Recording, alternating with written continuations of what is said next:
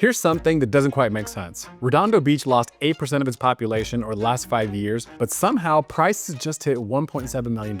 And those same homes, they are selling faster than ever. Again, how is this possible? Because most times when you see a departure in people or demand, you're typically seeing a drop in pricing, but Redondo is doing the exact opposite. Everything that we've come to know about supply and demand as it relates to market situations is not applying in this particular case. So today, I'm going to show you the real numbers behind why this South Bay beach city is quickly becoming one of LA's hottest markets, and why 2025 might be your last chance to buy at today's prices. Most people don't realize it yet, but this window is closing fast. But before I break down exactly what's happening here, let me share with you why I also see the market differently. I started off my career working as a CPA at a public accounting firm here in Southern California, and this background taught me how to dig deep into the numbers.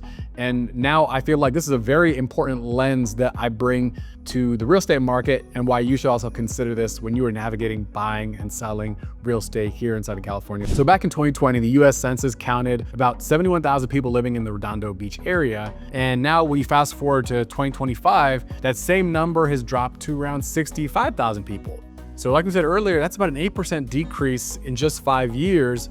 And when most cities see a drop like that, that typically would raise red flags in the real estate market. But that hasn't quite been the same here. So what exactly has changed? So what's interesting about how this drop in population connects to something that you won't see in most charts is that there's a quiet limit on how much the city can grow. But get this, the numbers here are telling us a different story. Even with fewer people, Redondo Beach's real estate market has been strong. Actually, it's been better than strong because average sales prices are hovering anywhere between $1.5 to $1.8 million, depending on which pocket of Redondo that you're in. And some neighborhoods are outperforming even that. South Redondo just posted a median price of about $1.7 million. North Redondo came in just shy of $1.5 million. So that gives you some context as to what's going on the two ranges. Now let's talk about the speed, because homes in Redondo are not sitting. The average days on market range anywhere between 19 days to about 45 days, with the majority of the homes selling in under a month. Now that's just not a slow market, especially with where we are right now. It's typically seen as a competitive one. At the same time, we are seeing that inventory is up. Redondo did see a sharp increase in inventory compared to this time last year, but more homes have not necessarily meant slower sales. In fact, homes are selling faster than they did last year, with the median days on market trending downwards. And this strong demand is pushing homes into escrow, again, within that range of 19 to 45 days, which really means sometimes within weeks. So again, this overall movement, this total activity kind of shows us that the number of total buyer pool might not be skyrocketing, but the ones who are active, the ones who are looking in the Redondo area, are certainly motivated and understand the value that is here. And hey, if this kind of real world insight helps you to think differently about the real estate market, go ahead and do us a favor and hit that subscribe button. Actually, do yourself a favor and hit the button, because at this channel, you will see that I break down what's really happening, not only in the South Bay real estate market, but the surrounding markets as well. And these are backed by numbers and the local knowledge that a lot of times agents won't go out of their way to share with you. So if that's you, you are in the right place. Okay, let's get back to the next one. Now, who's actually driving this market? Because Redondo Beach is still attracting wealthy buyers, even with fewer people who are in the market overall. So the average household income in Redondo Beach is about $190,000. These numbers also include renters and people who have also lived here for quite some time. So what does that really tell us? It means that the people who are moving here now are people who are not getting priced out. These are people who tend to be established professionals and people who really can't afford the cost of premium coastal real estate. And the median age of the people who live here are about 40 years old.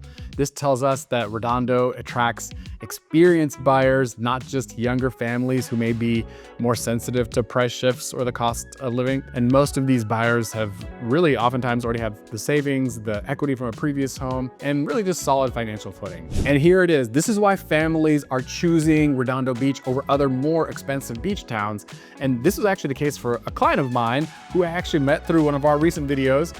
They had moved to Redondo 8 years ago, specifically so they can send their schools to Redondo Beach Unified School District. Because even with the population decreasing, as we were talking about, the school district is a big draw for people, and it's a large reason as to why the area has done such a good job of retaining demand and value. This is where it even gets even better. Redondo Beach Unified School District just ranked in 2025 the #1 school district in the greater Los Angeles area by niche.com, and then statewide number 5, and nationally with over 10,000 school districts in consideration, number 40. When you have a top-ranked school district like this one in LA County, you've got to build in a reason why home prices will continue to stay strong and why parents are willing to pay more for their houses for good schools, because Redondo gives them that optionality without the sky-high prices in Manhattan Beach or Hermosa or other kind of areas nearby, giving them the top tier education that they want here. So it is really a great alternative for a lot of people. Here's something that most buyers don't realize until they start looking, which is Redondo is not just one market. I mean, it is, but it isn't, because there's really 2 different experiences, and the numbers prove it. We touched earlier about how South Redondo's median price of about 1.7, 1.8 versus North Redondo's about $1.5 million median price.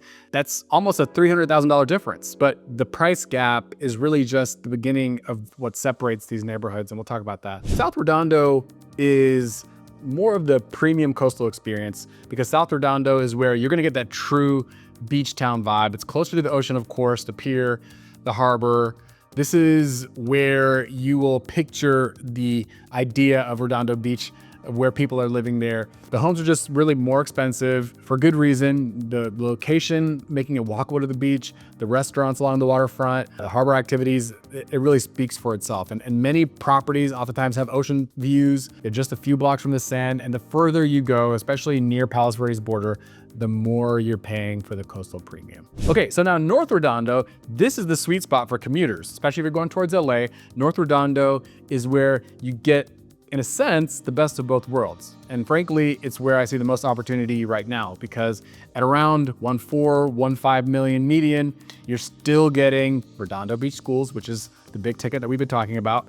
Ultimately, North Redondo gives you the beach city address without the daily hassle, if it is a hassle and that doesn't match with your lifestyle. Ultimately, you'll find more townhomes, condos, which means more options at different budgets, and you'll also start seeing more new construction renovations as young professionals continue to discover this area. Okay, so this next part is what you've been waiting for. I know we've been teasing it, because what most people don't realize about why the market has been holding so strong is that there is somewhat of a supply side factor that's built into the city that's quietly shaping the market. And once you see how it works, you will understand why Redondo's real estate market has stayed so strong, even as the population dips. So for one thing, Redondo has rules that limit just how much new housing can be built. The city uses these strict zoning laws that keep big developments from happening, and that is by design. The best example of this would be the old AES power plant site. A developer wanted to build about 2,700 homes,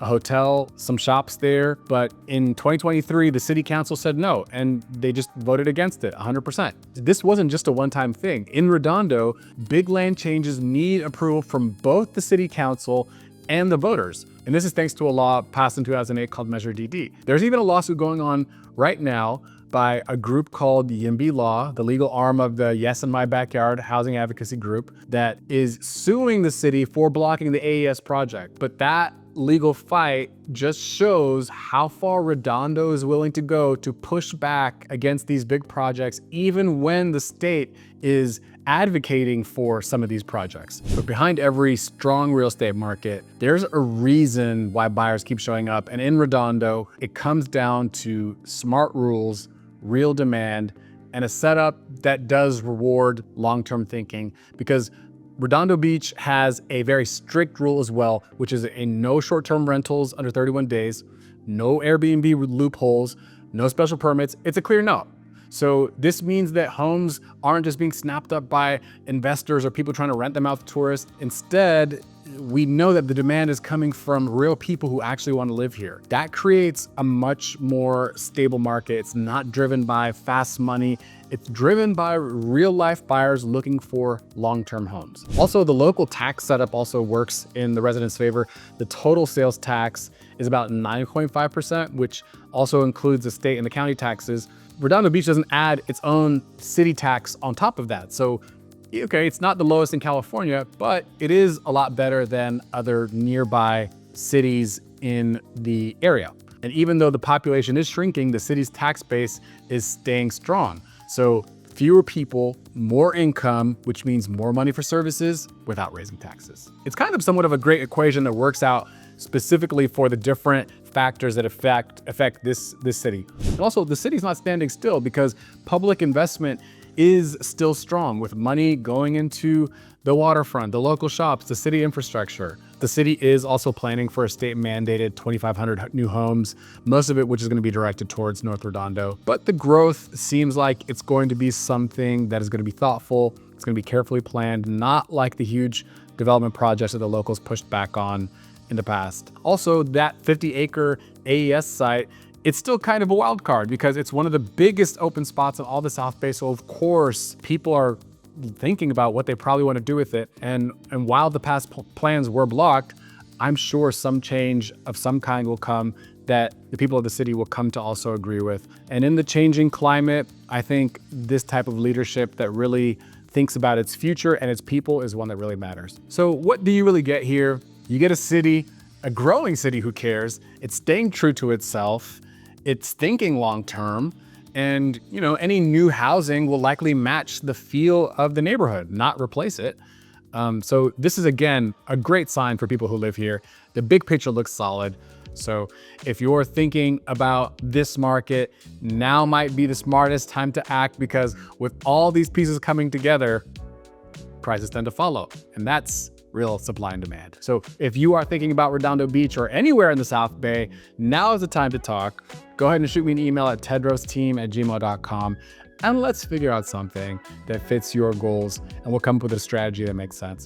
And if you want to see also what's happening just down the coast, go ahead and click the video on your screen.